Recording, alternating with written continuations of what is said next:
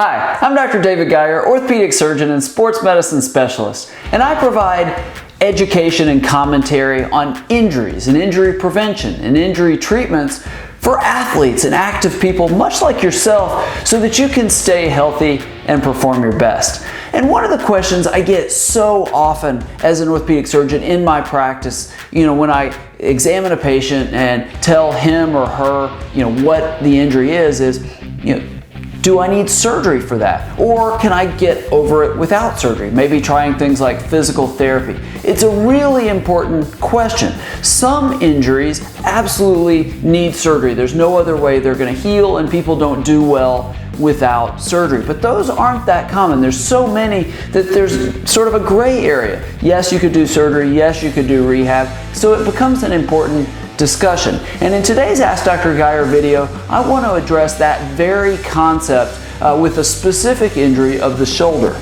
Nick asks, what do you think about an athlete that has a labral tear in his shoulder? Would you suggest that the player have the surgery, or is rehab a better option? It seems that the opinions I have received are mixed.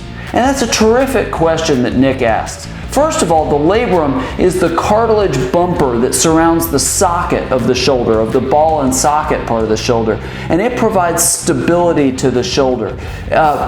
One type of injury, labral tear, that athletes can get is if you dislocate your shoulder. The ball pops out of the socket. Then you very commonly tear the labrum. And in that scenario, again, this is typically teenagers, maybe college age, people in their 20s, they have a shoulder dislocation. Very often they need surgery to reattach the labrum to the socket with stitches and anchors drilled in bone to hold it in place while it heals.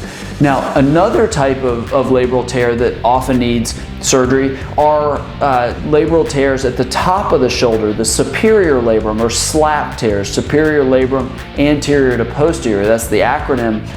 You see these in baseball pitchers and other overhead athletes, where the labrum and the biceps tendon that attaches to the labrum pull the labrum off of the socket, and then they have pain and they can't do what they want to do with that overhead activity. And so a lot of times, again, we'll do surgery to put stitches around the labrum and reattach it to the socket. Now, the reason this becomes important is if you are in your 40s or 50s and 60s, you can have labral tears that may not be a big deal. Sometimes they are, sometimes they aren't. But one of the things we know about labral tears in people, again, middle age, is that superior labral tears can be findings on MRIs that may have nothing to do with your pain. There was a study that just came out not too long ago looking at labral tears. They basically MRI'd, I don't remember how many people, but they were people from 40 to I think 65 that were having no shoulder pain or any symptoms at all. And one of the radiologists found labral tears in I think 55% of the, again, people without shoulder pain. The other radiologist found labral tears in like 72% of the patients. So that's one of the challenges when you get an MRI of a patient that's having shoulder difficulties. Again, it could be pain reaching out away from the body, overhead, behind the back.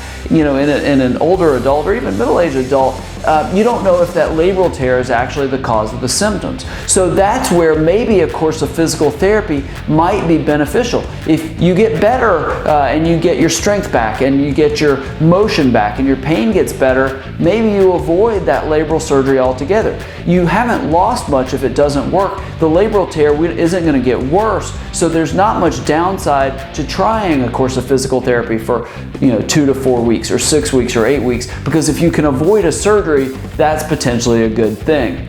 Now, have you had a labral tear, and did you try rehab first, or did you undergo surgery? How did it go? How did the rehab go? How did the surgery go? I'd love to hear your thoughts. So below this video, leave your comments. I'd love to hear your experiences. And if you have a friend that has had a labral tear, or maybe a family member, and they're trying to decide, should I have surgery? Should I try physical therapy first? Please share this video with them. I hope that it can be helpful in some way so that they can have more information and make an informed decision that's best for them.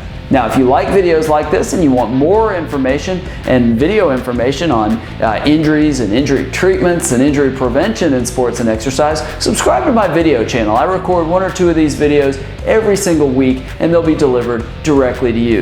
And last, if you want more information on ways to stay healthy and perform your best, I create all kinds of resources about that very topic, those very topics, audio, video, written posts, all sorts of different things I do, and I share them completely for free, but I share them with people on my email list. So go to my website, drdavidgeier.com, enter your name and your email at the top of the screen. You'll get that kind of free content, again, whatever your sport or whatever your exercise, delivered directly to you. I look forward to communicating with you that way as well. Thank you so much for watching. If you have questions you'd like me to answer in an Ask Dr. Geier video, definitely send those my way, and I look forward to seeing you right here next time.